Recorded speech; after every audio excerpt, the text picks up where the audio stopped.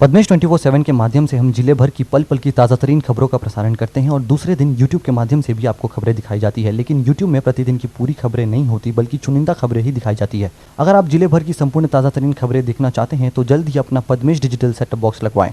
Setup box लगवाने के लिए संपर्क करें 07632240222 या फिर 8319969927।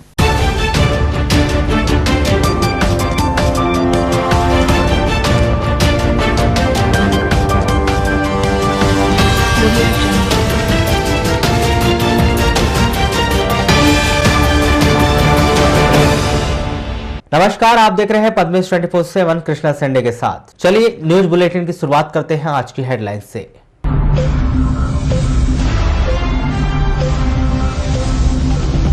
लालगड़ा जनपद कार्यालय में पदस्थ पंचायत समन्वय अधिकारी की हुई कोरोना से मौत। कोरोना संक्रमण रोकने प्रशासन ने शुरू की अब तक की सबसे बड़ी मुहिम, मास्क पहनो वरना जाओ अस्थायी जेल। रामपायली थाने के झालीवाड़ा के शमशान घाट में मिली आधी जली लाश, पुलिस ने शुरू की जांच। अब खबरें विस्तार से।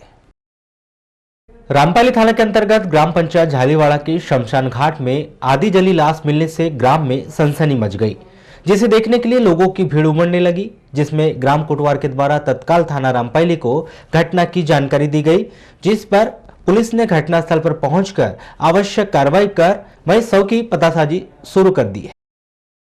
प्राप्त जानकारी के अनुसार थाना रामपायली के अंतर्गत ग्राम पंचायत झालीवाड़ा के शमशान घाट में किसी शव को जलाया गया है। इसकी जानकारी कोटवार को लगी, जिस पर उसने घटना की जानकारी सरपंच को दी और आसपास के टोले एवं गांव में पतासाजी की, किंतु किसी व्यक्ति की मृत्यु न होने पर शमशान के आसपास स्थित खेत में कृषि कार्य के गहानी में जुटे लोगों से पूछताछ की गई तो उन्होंने बताया कि रात्रि में करीब 3 बजे कोई व्यक्ति ट्रैक्टर से आया और शव को जलाकर चला गया, जिसकी सूचना कोटवार ने थाना रामपायली को दी, जिस पर थाना रामपायली पुलिस बल घटनास्थल पर पहुंचा और घटना के निरीक्षण कर जांच शुरू कर दी। वहीं फॉरेंसिक एक्सपर्ट की बालाघाट की टीम को भी बुलाया गया और पूरी जांच अनुविभागीय अधिकारी पुलिस अरविंद श्रीवास्तव के मार्गदर्शन में की जा रही है, किंतु यह पता चल नहीं पाया है कि उक्त शव कहाँ का है और किसका है।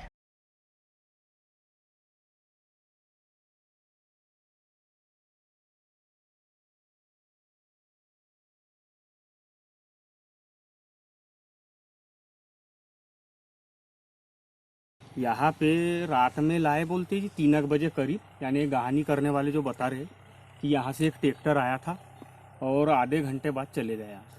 देखकर क्या लगता है आपको? देखकर ये लगता है कि यहाँ अपने गांव में कोई ख़त्म नहीं हुआ है और ना आजू बाजू कोई मिर्ची टोला भी है, वहाँ पे भी कोई ख़त्म नहीं हुआ, माऊ टोला में भी कोई ख़त्म नहीं हुआ। फिर हमारे को सरपंच से फ़ोन आया कि वहाँ जाके देखो अज्ञात लाश जल रही है, तो फिर मैंने रामपायली थाना फ़ोन लगाया। पर कल रात को कुछ लोगों द्वारा यहाँ पर डेड बॉडी जलाने की बात सामने आई थी, जिस पर से यहाँ पर इन्वेस्टिगेशन के लिए आए हैं। आसपास के गांव में पता कर रहे हैं, हो सकता है पास वाले गांव में कोई कोरोना पॉजिटिव रहा और आके यहाँ पर डेड बॉडी को जला दिया। अभी जो भी अन्य तथ्य है इसका इन्वेस्टिगेशन किया जा रहा है। क्या इसका डीएनए टेस्ट कराया जाएगा सर? बिल्कुल कराया जाएगा। कोरोना संक्रमण की दूसरी लहर को नियंत्रित करने के लिए पुलिस और प्रशासन के द्वारा मास्क नहीं पहनने वाले लोगों पर कार्रवाई शुरू कर दी गई है। इसी कड़ी में सोमवार की सुबह करीब 11 बजे शहर के अंबेडकर चौक पर मास्क नहीं पहने तो अस्थायी जेल जाओ अभियान की शुरुआत कर दी गई। इस दौरान 1.5 दर्जन से अधिक लोगों को अस्थायी जेल भेजा गया है और उन पर प्रत्येक व्यक्ति 200 रुपए जुर्माना भी किया गया। तहसीलदार राम बापू देवांगन और नगर पुलिस अधीक्षक कार्णिक श्रीवास्तव की उपस्थिति में पुलिस और प्रशासन के द्वारा मास्क नहीं पहनने वालों पर कार्रवाई शुरू की गई। लेकिन कुछ देर बाद जैसे ही लोगों को पता चला कि अंबेडकर चौक में कार्रवाई हो रही है तो उन्होंने अपना रास्ता ही बदल दिया। इसे देखते हुए प्रशासन को भी अपना प्लान बदलना पड़ा और दोपहर लगभग 1:30 बजे यह कार्रवाई शहर के हनुमान चौक सहित शहर के कुछ अन्य चौक चौराहों पर शुरू कर दी गई। आपको बता दें कि प्रशासन के द्वारा बीते 2 दिनों से लगातार इस बात के लोगों को जानकारी दी जा रही है कि मास्क पहने वरना अस्थायी जेल में बंद कर दिया जाएगा।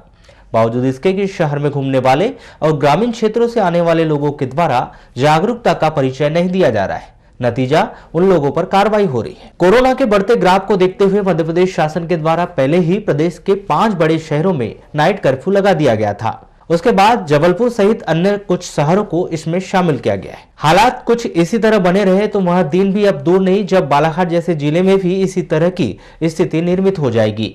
ऐसी स्थिति ना बने इसके लिए पुलिस और प्रशासन के द्वारा लगातार लोगों को जागरूक किया जा रहा है, कार्यवाही करके लोगों को सूचित किया जा रहा है। बावजूद इसके कि लोग अब देखना यह है कोरोना से वे स्वयं को बचाते और दूसरों को बचाने के लिए कितनी मदद प्रशासन की करते हैं। 22 नवंबर को प्राप्त रिपोर्ट में बालाघाट जिले के 15 मरीजों के सैंपल कोरोना पॉजिटिव पाए गए हैं। शासन के प्रोटोकॉल के अनुसार 4 मरीजों के ठीक हो जाने पर उन्हें 22 नवंबर को डिस्चार्ज कर दिया गया। इस प्रकार बालाघाट जिले में अब तक कुल 2500 मरीज कोरोना पॉजिटिव पाए जा चुके। इनमें से 2383 मरीज शासन के प्रोटोकॉल के अनुसार ठीक होकर अपने घर जा चुके हैं। 91 मरीजों का उपचार किया जा रहा है। 15 मरीजों को उपचार के लिए मेडिकल कॉलेज छिंदवाड़ा रेफर किया गया है और 11 मरीजों की मृत्यु हो चुकी है। अन्य जिलों एवं राज्यों में बालाघाट जिले के 322 व्यक्ति कोरोना संक्रमित पाए गए। मुख्य चिकित्सा एवं स्वास्थ्य अधिकारी डॉक्टर मनोज पांडे से प्राप्त जानकारी के अनुसार 22 नवंबर को बालाघाट जिले के 15 मरीजों के सैंपल कोरोना पॉजिटिव पाए गए। इन मरीजों में लालबरा तहसील के ग्राम कटंगटोला का 39 वर्षीय पुरुष, छिंदलई का 34 वर्षीय पुरुष, नगरीय क्षेत्र बालाघाट के भटेरा चौकी की 32 वर्षीय महिला, दीनदयालपुरम की 28 वर्षीय महिला, वार्ड नंबर 26 प्रेमनगर की 40 वर्षीय महिला व 28 वर्षीय युवक, वार्ड नंबर 16 साई मंदिर के पास का 40 वर्षीय पुरुष, यातायात थाना बालाघाट का 51 वर्षीय पुरुष, वार्ड नंबर 8 देवी चौक का 60 वर्षीय पुरुष, वार्ड नंबर 5 सरेखा का 31 वर्षीय पुरुष, भरबिली का 57 वर्षीय पुरुष, ग्राम नेवर गांव की 34 वर्षीय महिला, लांजी तहसील के ग्राम बड़गांव का 55 वर्षीय पुरुष, भमोड़ी की 65 वर्षीय महिला, नगरीय क्षेत्र वारासिवनी के वार्ड नंबर 3 की 52 वर्षीय महिला शामिल है। लालबरा जनपद पंचायत कार्यालय में 23 नवंबर को अधिकारी व कर्मचारियों के द्वारा पंचायत समन्वयक अधिकारी महेश फर्दे के दुखद निधन होने पर शोक सभा का आयोजन किया गया। इस दौरान समस्त अधिकारी व कर्मचारियों के द्वारा पंचायत समन्वय अधिकारी स्वर्गीय महेश फर्दे के कार्यकाल को याद करते हुए गहरा दुख प्रकट किया गया एवं 2 मिनट का मौन धारण कर मृतात्मा को शांति एवं शोकाकुल परिवार को इस दुख की घड़ी में सहन शक्ति प्रदान करने हेतु ईश्वर से प्रार्थना भी की गई। पद्मेश 24/7 से चर्चा में पंचायत समन्वय अधिकारी खिलेंद्र सोनवंशी ने बताया कि स्वर्गीय श्री फर्दे विगत कई वर्षों से जनपद पंचायत कार्यालय में पंचायत समन्वय अधिकारी के पद पर पदस्थ थे, जो हमेशा कर्मठता व पूर्ण जिम्मेदारी के साथ अपने कार्यों का निर्वहन करते रहे एवं विगत 15 दिनों से कोरोना संक्रमण से ग्रसित थे, जिन्हें जिला चिकित्सालय में भर्ती करवाया गया था, जहां उनके स्वास्थ्य में सुधार नहीं होने से गोंदिया के निजी चिकित्सालय में उपचार चल रहा था, जिन्हें सर्दी खांसी के अलावा सांस लेने में तकलीफ थी।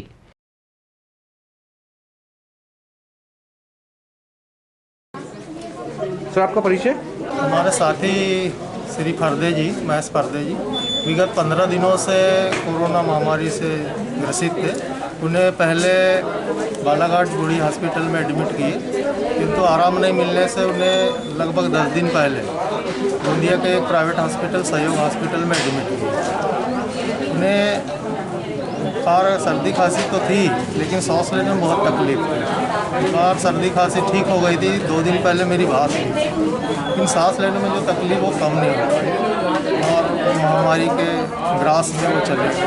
रात को 10 बजे उनकी मृत्यु हो चुकी। तो क्या लग रहा है आपको, जैसे जो महामारी कोरोना फटते जा रहा है, मतलब इस पर काम करना भी जरूरी है गवर्नमेंट के शासन के नियंत्रण, क्या लग रहा है आपको? बस यही लग रहा है कि महामारी के चलते हमें काम तो करना ही पड़ेगा, लेकिन बहुत ज़्यादा सावधानी बरतने की आवश्यकता है। भीड़ बिल्कुल नहीं होना चाहिए और हर व्यक्ति मास्क लगाए, अपना समय समय पर हाथ धोए और सोशल डिस्टेंसिंग का पालन बहुत ज़रूरी है। जैसे कि हमारे ऑफिस में बहुत ज़्यादा भीड़ लगती है, यहाँ पर क्या आम नागरिक भी आते हैं, पब्लिक भी आते हैं, कर्मचारी भी बहुत हैं। आज हमारी ही बैठक थी तो लगभग 150-200 लोग इकट्ठे होंगे, तो ऐसे में महामारी फैलने की ज़्यादा संभावना है। हम चाहते हैं कि ये बैठक जो है क्लस्टर लेवल पे हो, कम से कम भीड़ लगे और सोशल डिस्टेंसिंग का पालन हो।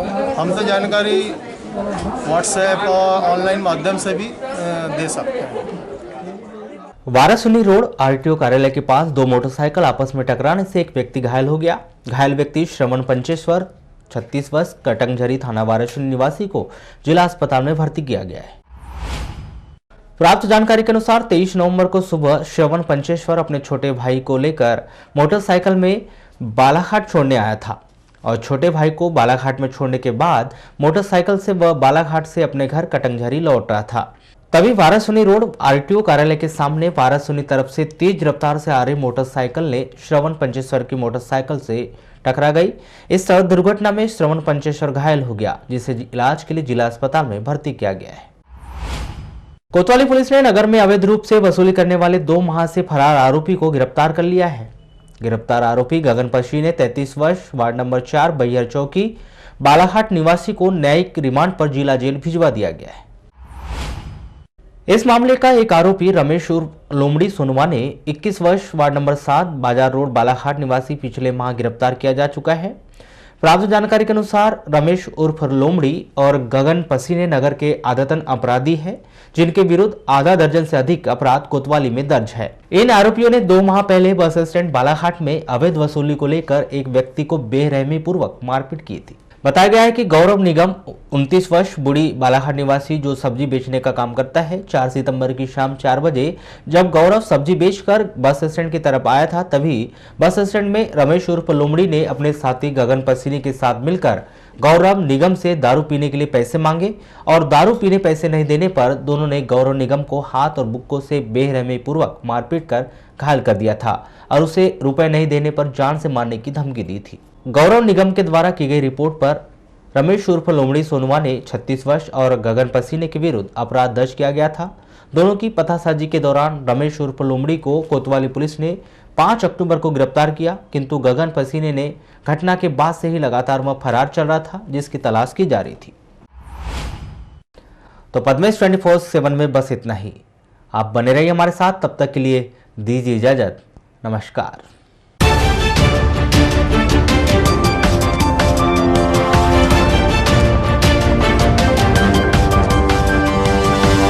Thank you.